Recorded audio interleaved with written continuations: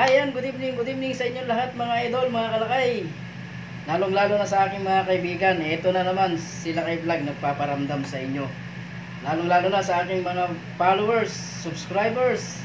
Kayo hindi ko na tinuring na mga followers at subscribers. Kayo ay aking mga kaibigan. So ngayong gabi mga idol, magluluto naman tayo ng isang recipe. Kakaiba naman to. Hindi naman pwedeng laging adobo, hindi naman pwedeng laging sinigang. So lulutuin natin ngayon pork estofado naman. So ngayong gabi samahan niyo ako mga idol sa aking recipe.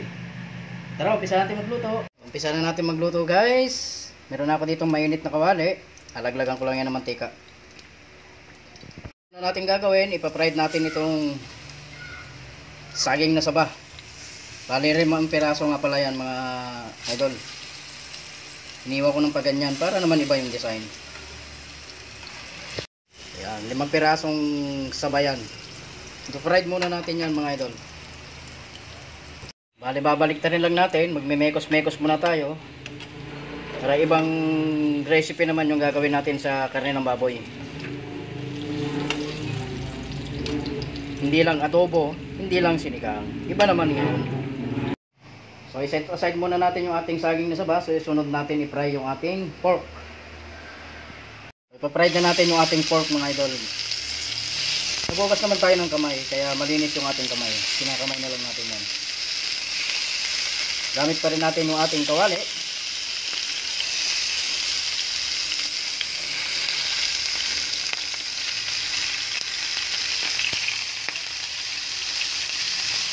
Pa-fry lang natin yan. Fast forward na natin guys, no? Medyo yung iba na golden brown na.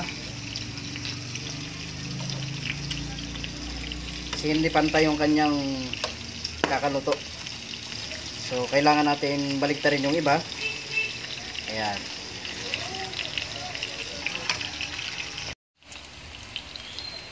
Ayan, so i-set aside muna natin ito mga idol, no? Para makapaggisa na tayo ng ating mga aromatic. So ayan, bali ang gagawin natin, babawasan ko lang itong mantika nito kasi masyadong marami. Ito na rin yung pan na gagamitin natin. Lagyan natin yung ating bawang.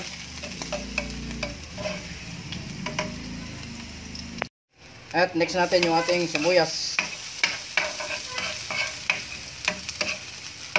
Pwede na natin ilaglag yung ating na-fry na karne ng baboy. Laglagan natin ng pamintang durog. Isang kutsarang soy sauce. Laglag na natin yung ating Del Monte pineapple juice. Bali isang cup lang yan mga idol ito.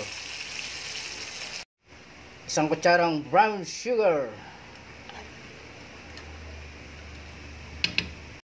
Kalahating kutsarang suka. So hayaan mo muna siyang ganyan mag-boil. Huwag natin tatakpan.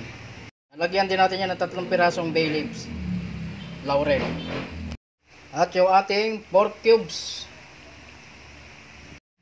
Laglagan din natin ng pamintang durog. So pwede na natin itong lagyan ng sabaw, tubig, 2 baso para lumambot na yung ating karne ng baboy. So takpan muna natin yan mga idol, pakuluin natin hanggang sa lumambot na yung karne ng baboy at makuha natin yung consistency, yung magre-reduce yung sabaw. Check na natin. Lalaglag ko na yung ating saging na saba na na-fried kanina.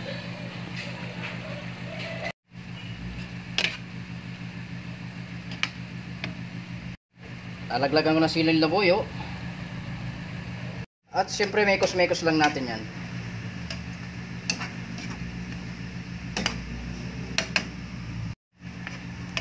So hindi na natin tatakpan to mga idol ha. Para mag-reduce pa yung kanyang sabaw. Ayan. So ayan, okay na mga idol. Ready na ang ating pork estofado. Lalagyan ko lang to ng daon ng sibuyas. Kasi Ilocano tayo mga idol. Hindi mawawala ang daon ng sibuyas. So magpe-plate tayo mga idol.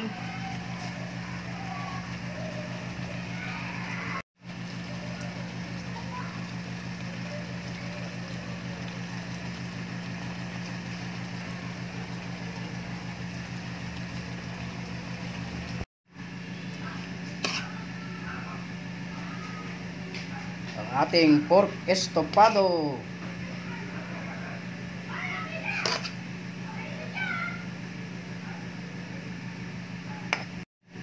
Para maiba naman yung ating recipe sa karne ng baboy.